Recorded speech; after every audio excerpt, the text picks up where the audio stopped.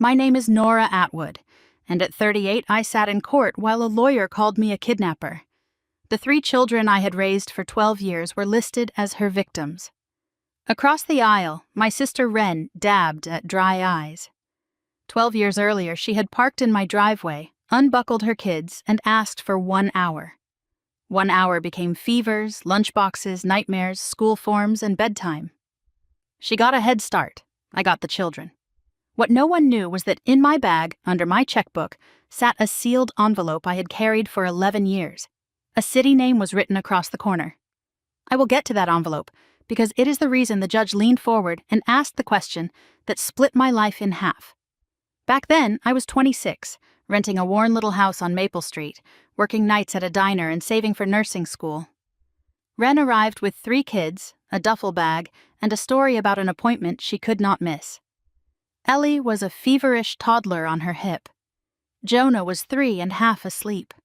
Mara, 5, was carrying everyone's shoes.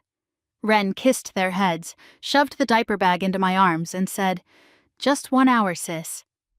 Then she drove away. She never came back. By Sunday, I was calling her voicemail. By Monday, I was calling the police. A tired officer told me adults were allowed to disappear. Her apartment was empty by Tuesday. The landlord said she had cleared it out days earlier, and the neighbor saw a truck loading boxes while I was working a double shift. My mother told me Wren would return. She never did. I learned how to buy diapers on sale, how to soothe wheezing lungs at 2 in the morning, how to make 3 frightened children believe that staying was love.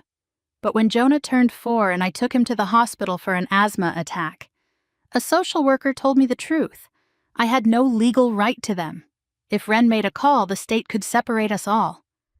So I hired a lawyer, then a private investigator, who found Wren 9 days later in a lounge outside Tulsa, living under her maiden name. I drove 900 miles with my nursing school savings in an envelope, met her in a motel off the highway, and signed a consent form she had to notarize. She wanted money. I paid her $15,000 and drove home with legal custody in my bag and shame in my throat. The envelope stayed sealed because I knew what it contained. The price of silence. Years passed. I opened a bakery. I bought the house. The children grew taller than me. Then my mother died, and in her will she left the farmhouse and a trust for the kids.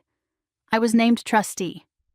A month later, Wren returned in a white coat and sunglasses and told me she wanted her babies back. Her lawyer filed a custody challenge and claimed my consent papers were forged. He also attacked the will, because if the trust fell apart, Wren would inherit half. The judge ordered a hearing.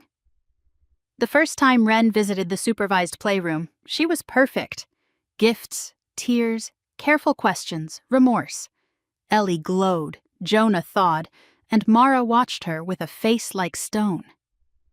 At the cemetery, I overheard Wren telling my father's grave that after a year there was no version of her coming back that wasn't a monster. For a moment, I almost believed her.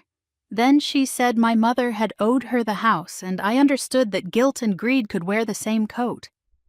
Her lawyer pushed hard at the deposition and asked if I had paid her money. I said yes. He announced the number, then built a story about a lonely woman buying children for herself. It was elegant, it was vile. In my lawyer's office, I opened the envelope at last. Inside was the notarized consent, the wire receipt, and Wren's own handwritten note from the motel. "You want papers? I want money. Tell them I'm dead if it's easier." In court, the judge opened the envelope, read the note, and asked me quietly, "Do they know?" I looked at my children in the second row and said, "Not yet."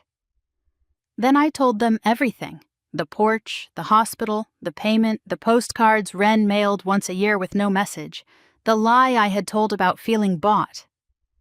Mara cried first, not for Wren, but for the years I had let her think she had done something wrong.